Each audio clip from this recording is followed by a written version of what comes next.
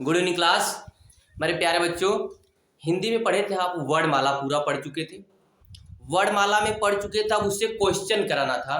तो आज हम वर्णमाला से ही संबंधित क्वेश्चन करेंगे जो पिछले वर्षों में पूछे गए हैं। लगभग 10 से 15 वर्षों के क्वेश्चन को हम हल करेंगे। आज ज़्यादा से ज़्यादा कोशिश करेंगे, जितना क्वेश्चन हो सकता है उतना क्वेश्चन कराने की कोशिश करेंगे। आप लोग पूरी तरह से रिवीजन कर लिए होंगे, नहीं रिवीजन किए होंगे तो पूरे वीडियो को फिर से देखकर रिवीजन करने के बाद इस क्वेश्चन को देखिएगा, आसानी से आएगा। लिखा है आपका है, निम्न में से कंठ ध्वनियां कौन सी हैं? मतलब कंठ से बोली जाने वाली ध्वनियां कौन है जो कंठ से निकलती हैं। हम आपको बताए थे कि कंठ से बोली जाने वाली जो कंठ से केवल निकलेंगी, तो आपको क वर्ग बताए थे। क्या बताए थे? क वर्ग। और उसके साथ ही साथ बताए थे अह, अ, आ, ह और विसर्ग बताए थे हमको। तो ये कंठ से देख रहे तो वही है क और ख, तो कंठ से ही बोला जाएगा। य बोला नहीं जाएगा, च ज नहीं है, ट ठ नहीं है, तो आपका उत्तर क्या हो जाएगा? कहेंगे क और ख, कंठ से बोले जाने वाली ध्वनियां। आ गया होगा। दूसरा, आधुनिक व्याकरण की दृष्टि से ब वर्ण का वैशिष्ट है। मतलब ब वर्ण का स्थान कहाँ से है, क्या उसमें स्थान मिला है? तो कह रहा ब, तो बताइए ब तो ओष्ठ से बोला नहीं जाता है, स्पर्श है लेकिन ओष्ठ से बोला नहीं जाता है, ओष्ठ से बोला जाता है। अल प्राण है, ब प फ ब ब, ओ से बोला जाता है। अल प्राण है, अघोष है, निरुनासिक है। निरुनासिक है तो निरुनासिक है ही, क्योंकि जो नाक से न बोला जाए, मुख से बोला जाए तो निरुनासिक होता है। लेकिन ब जो है वह सघोष है, क्योंकि 3 4 5 3 4 5 तो ब 3 पर आता है, तो 3 पे आता है, सघोष है। जब सघोष है तो पहला हो नहीं सकता, लिखा अघोष, तो पहला आपका उत्तर होगा नहीं। जो पहले गलत उसको छाटिए। इसमें भी दिया अघोष, अघोष होगा नहीं, यह भी गलत है। दूसरा लिखा है महाप्राण, महाप्राण नहीं होगा, क्योंकि हम जानते हैं 1 3 5 अल प्राण होता है।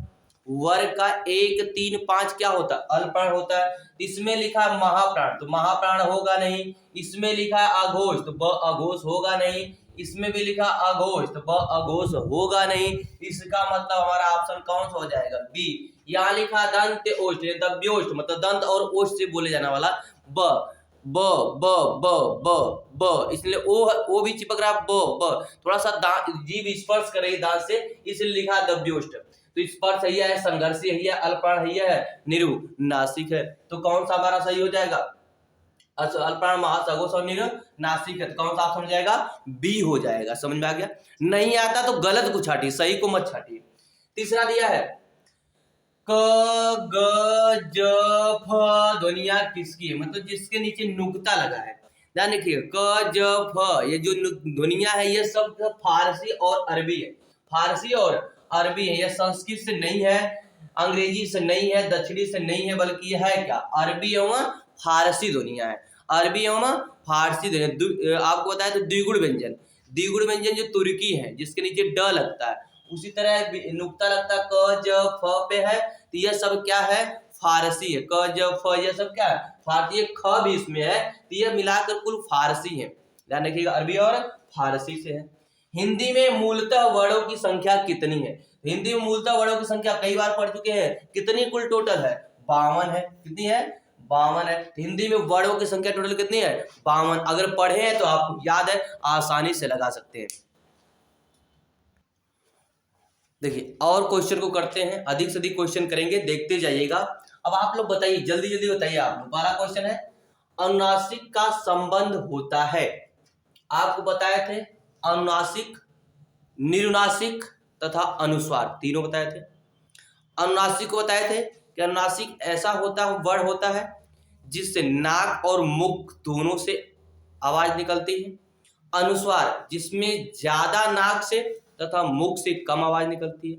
निरुनासिक जिसमें पूरा का पूरा आवाज मुख से निकलती है। अब तीनों हमने परिभाषा बता दिया, अब तीनों बता दिया, तो आप बता सकते हैं इसमें से कौन है? बताइए। नाक और मुख से, इनमें से कोई नहीं, केवल नाक से, केवल मुख से। तो क्या होगा? नाक और मुख दोनों से निकलता है, क्या? अनुनासिक। आ गया। ये पूछा हुआ 2022 में पूछा हुआ क्वेश्चन है। हिंदी वर्णमाला में स्वरों की संख्या कितनी? ये तो बच्चों वाला है, ये तो कोई भी लगा देगा। अगर इसको नहीं आता है तो कुछ नहीं आता आपको। यहाँ पर कितना होगा? 11। स्वरों की संख्या कितनी है? 11। इनमें से संयुक्त व्यंजन कौन सा है? संयुक्त व्यंजन का मतलब हम बताए थे 4 संयुक्त व्यंजन थे आपका, छ, त्र, ज्ञ और स्र, 4 ही थे ना। तो 4 थे, उस चारों में से कोई ना कोई एक होगा। तो बताइए, इधर तो कोई है नहीं, आपका बच कौन रहा है? ज्ञ। कौन मिल रहा है? ज्ञ। लगा देंगे ज्ञ, जल्दी से आगे बढ़ जाएंगे। समझ में आ रहा है? एकदम लग रही है। आप नीचे वाला क्वेश्चन लगाते जाइए एकदम। फ का उच्चारण स्थान है, फ किससे बोला जाता है? बताइए। क वर्ग बोला जाता है कर्ण से, च वर्ग बोला जाता है तालु से, ट वर्ग बोला जाता है मूर्धा से, त वर्ग दंत से, तथा प वर्ग ओष्ठ से। तो देखो फ है तो फ किससे? ओष्ठ से बोला जाएगा। तो यहाँ पर है ओष्ठ, लगा दी जल्दी से आगे। निम्नलिखित में व्यंजनों में नासिक व्यंजन है। नासिक मतलब बोले थे पंचमाक्षर जो केवल किससे? अनुनासिक, उसी को भी कहते हैं नासिक, अनुनासिक, जो किससे निकलते हैं? नाक और मुख दोनों से आवाज निकलती है उनको। बताइए, पंचमा अक्षर लास्ट वाला 5वां अक्षर होगा तो च तो है नहीं, ड है नहीं, स है नहीं, बचा आपका क्या? न है। स के अंतर्गत आते हैं, स के अंतर्गत आते हैं। किसके अंतर्गत आते हैं? उष्म होता है, स्पर्श होता है, कि अंतस्थ होता है, कि संयुक्त होता है? तो ये संयुक्त तो है नहीं, संयुक्त है नहीं। अब बताइए, अंतस्थ है नहीं, क्योंकि अंतस्थ है जिसमें य र ल व है, अंतस्थ है नहीं, स्पर्श है नहीं, बचा क्या आपका? उष्म है। कौन सा है? उष्म है। लगा देंगे ऐसे जल्दी जल्दी। देखिए कितना आसान, अगर पढ़े हैं तब, नहीं पढ़े हैं तो कुछ नहीं आएगा। छ वर्ड किसके योग से बना है? छ किससे बना है? आपको पता है कि छ बना है किससे? भाई क और च से बना नहीं है, क और छ से बना नहीं है, क और स से बना नहीं, तो बचा कौन? क और मूर्धन्य स से बना है। कौन सा? छ बना है। तो क और मूर्धन्य स से क्या बना है? छ बना है। लगा के आगे बढ़ जाएंगे। अब बताइए, घ का उच्चारण स्थान कौन सा? तो घ जानते हैं किस में आता है? कंठ में ना जी, कंठ में आता है। देखिए इसमें कंठ कौन है? पहला ऑप्शन है। लगाएंगे, आगे बढ़ जाएंगे। तो ऐसे क्वेश्चन आते हैं आपके, और क्वेश्चन करते हैं, ज्यादा से ज्यादा क्वेश्चन का अभ्यास ही करेंगे। आनंद आ रहा होगा, मजा आ रहा होगा पढ़ने में। देखते आगे। देखिए आगे क्वेश्चन को देखते हैं। आप लोग पीछे क्वेश्चन पढ़े हैं अभी भी। देखिए आगे क्वेश्चन भी बहुत बढ़िया है आपका, यह भी प्रीवियस क्वेश्चन है एकदम से। निम्नलिखित में असत्य कथन की पहचान कीजिए। बहुत अच्छा क्वेश्चन है, बताइए जरा। लिखा है, व्यंजन वर्गों के तीसरे, चौथे और पांचवें व्यंजन सघोष है। तीसरे, चौथे, पांचवें बताया था ना, 3, 4, 5 क्या है? सघोष है। 3, 4, 5 क्या है आपके? सघोष है। 1 और 2 क्या है? अघोष है। बताइए, पहला कथन तो सत्य है, वो पूछा है, सत्य है। व्यंजन वर्गों के पहले और दूसरे व्यंजन अघोष अभी बताए हैं कि 1, 2 क्या है? अघोष है, यह भी सत्य है। समस्त स्वर क्या है? घोष है, यह भी सही है। समस्त स्वर क्या है? घोष है, यह भी सही है आपका। सभी विसर्ग घोष नहीं, सभी विसर्ग घोष नहीं है, सभी विसर्ग घोष नहीं है। हमारा ऑप्शन यहाँ हो जाएगा डी, असत्य ही पूछा है, क्योंकि विसर्ग अ है, वो घोष नहीं है। आगे है, अर्ध स्वर है। बताइए जल्दी से, जल्दी जल्दी बताइए आप लोग। य व कि ई वी ई यू कि री स कि री ली। अब पता है यह सब तो अघोष अधवा है नहीं। य र व ल, य व दिख रहा है तो आपको क्या हो जाएगा? अर्ध स्वर य व। ट वर्ग में किस प्रकार के व्यंजन है? तो ट वर्ग में किस प्रकार के व्यंजन है? बताइए किस प्रकार? मूर्धन्य है कि तालब है कि कंठ है कि दंत? जल्दी जल्दी बताइए, पढ़ा चुके हैं, जल्दी जल्दी बताइए। तो आप कहेंगे मूर्धन्य है, मूर्धा से बोला जाता है। अंगा का उच्चारण स्थान कौन है? तो आप तुरंत कहेंगे अंगा। पंचमाक्षर है, नासिक है, तो इसका क्या हो जाएगा? नासिक है। स ध्वनि का उच्चारण स्थान क्या है? स ध्वनि का उच्चारण स्थान क्या है? नीचे है, नहीं दिख रहा होगा, ध्यान से देखिएगा। स ध्वनि का उच्चारण स्थान क्या है? बड़ा वाला स है, जो सलजम वाला स है, उसका स्थान क्या है? स ध्वनि का। ईश यज्ञ पढ़े होंगे, ईश यज्ञ, तालु में ईश यज्ञ, यह कौन सा है आपका? तालु है। लगा देंगे। इधर देखिएगा, जिन शब्दों के अंत में अ आता है उन्हें क्या कहते हैं? जिस शब्दों के अंत में अ आता है, मतलब अ उच्चारण निकले, उन्हें क्या कहेंगे? अनुस्वार तो कहेंगे नहीं, अनुस्वार नाक और मुख से दोनों से बोले जाते हैं। अयोग्यवाद 2 ही है, अह और अंग है। अंतस्थ य र ल व है। अकारांत कहा जाता है, क्या कहते हैं? अकारांत। जिसके अंत में अ आता है उसे क्या कहते हैं? अकारांत। ई आएगा तो इकारांत, उ आएगा तो उकारांत, यही कहते हैं। अ आएगा तो औकारांत। यहाँ ऑप्शन हो जाएगा आपका अकारांत। इनमें से कौन सी ध्वनि अवधि में नहीं है? अवधि में नहीं है। तो अवधि में कौन सी ध्वनि नहीं है? अगर आप कभी रामचरितमानस पढ़े होंगे तो उसमें देखेंगे कि कहीं भी ड अड़ा का प्रयोग नहीं मिलेगा। अड़ा का प्रयोग कहीं भी नहीं मिलेगा। पूरा पढ़ डालेंगे, अड़ा की जगह न मिलता है, अड़ा नहीं मिलता है। तो इसमें कौन सा नहीं है? आपका अड़ा है। बाकी क मिलेगा, न मिलेगा, म मिलेगा, लेकिन अड़ा नहीं मिलेगा आपका। अवधि में कौन नहीं है? अड़ा नहीं है। नीचे लिखा है स स स ह, कौन सा स्वर नहीं है? कौन सा स्वर नहीं है?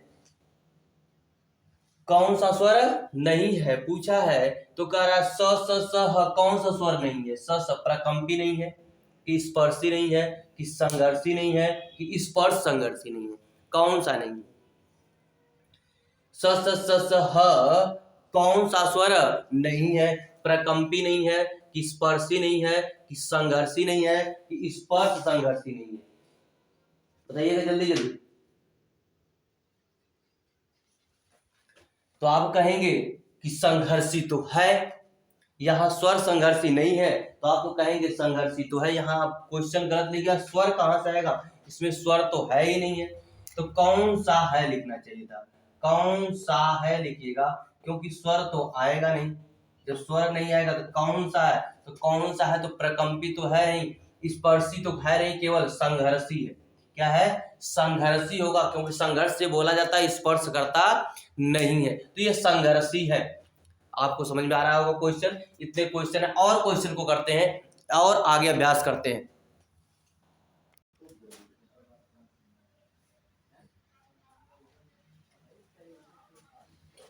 देखिएगा आगे क्वेश्चन को देखते हैं। आपको बहुत क्वेश्चन कराए हैं, कुछ और क्वेश्चन करा देते हैं। बहुत अच्छा लग रहा होगा, बहुत आनंद आ रहा होगा। देखिएगा स्वर ध्वनि के प्रकार है, स्वर ध्वनि के प्रकार है। तो आप बताए थे दीर्घ था, हर्ष था, प्लुत था। तो इसमें क्या दिख रहा है? दीर्घ भी दिख रहा है, प्लुत भी दिख रहा है, हर्ष दिख रहा था, अर्थात ये सभी हो जाएगा। हिंदी वर्णमाला व्यंजनों की संख्या है, जल्दी जल्दी बताइए। व्यंजनों की संख्या हमने बताया था, कुल व्यंजन 39 और मूल व्यंजन 33। इसमें 39 दिया नहीं है, तो आपको लगाना फिर क्या होगा तब? 33।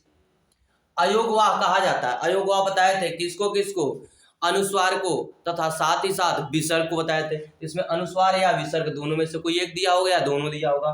देखेंगे विसर्ग को, महाप्राण को, संयुक्त व्यंजन अल्पप्राण है, तो किसको मारेंगे? जल्दी जल्दी। तो कहेंगे विसर्ग को। किसको लगा देंगे? विसर्ग को। तुम्हारा उत्तर हो जाएगा विसर्ग। सही कथन चुनिए लिखा है, सही कथन चुनिए। यह और वह ध्वनियां कहलाती हैं। ध्वनियां हम बताए थे कि जिसको हम बोले अपने मुख से सार्थक और स्वतंत्र ध्वनि, सार्थक जो ध्वनियां निकलते वही वर्ड है। तो जो सबसे भाषा की न्यूनतम इकाई क्या है? ध्वनि है। जो हम बोलते हैं वही क्या है? ध्वनि है। यह और वह क्या है? ध्वनि। मतलब ध्वनियां होने का तो स्वर होते हैं। तो यह और वह क्या है? ध्वनियां है। व्यंजन का उच्चारण बिना स्वर के होता है, यह तो गलत है। अवधेश का संधि विग्रह अवधान देश होता है, यह भी गलत है। हिंदी में व्यंजनों की संख्या 60 है, यह भी गलत है। तो आपका सही क्या होगा? यह और वह क्या है? ध्वनियां है, यानी स्वर है, अर्ध स्वर है एक प्रकार का। वर्णमाला किसे कहते हैं? शब्द समूह को, वर्णों के संकलन को, शब्द गणना को, वर्णों के व्यवस्थित समूह को। हम जानते हैं केवल शब्द समूह को नहीं कहेंगे, वर्णों के व्यवस्थित समूह को कहेंगे। किस वर्ण का उच्चारण स्थान कंठ तालु है?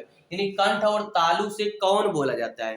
कंठ और तालु से हमने बताया था ए और ऐ, ए और ऐ कंठ और तालु से बोले जाते हैं। तो इसमें ऐ लिखा है आपका है। ओ और औ किस प्रकार के वर्ण है? इसको भी बताए थे हम। ओ और औ तो हमें पता है यह केवल तालु, केवल कंठ से नहीं बोले जाते हैं। इसमें दो चीज आएंगे। क्या आएंगे? आपका कंठ और ओष्ठ। कंठ और ओष्ठ पढ़ दीजिए। ऊ ओ मिल रहा है, ऊ औ। ओ भी, ओठ भी काम कर रहा है और कंठ भी काम कर रहा है। कामता प्रसाद गुरु ने ब्रह्म प्रयत्न के अनुसार व्यंजनों के कितने भेद माने? तो कामता प्रसाद गुरु ने व्यंजनों के 2 भेद माने थे। कितने भेद माने थे? 2 भेद माने थे, याद रखिएगा। उच्चारण की दृष्टि से वह ध्वनि है, तो हम इसको बताए थे। वह किससे? दंतोष्ठ, ऊ व दंत और ओष्ठ से, दंतोष्ठ हो जाएगा आपका। ऐसे जल्दी जल्दी लगा देंगे। अगर आप पूरा वीडियो दोनों 2 क्लास के पहले वर्ड का हुआ पूरा देखेंगे तो कोई भी क्वेश्चन छूटेगा नहीं। हम आपको पूरा का पूरा क्वेश्चन का अभ्यास भी आज कुछ करा दिए, अगले दिन और कुछ अभ्यास करा देंगे। आज यहीं पर क्लास रोकते हैं। इतने क्वेश्चन को पहले पढ़िएगा, ध्यान से पढ़िएगा, पूरा पूरा क्वेश्चन आप याद कर लीजिएगा। दिख रहा होगा, स्क्रीनशॉट भी ले सकते हैं। क्लास को यहीं रोकते हैं। जय हिंद, जय भारत।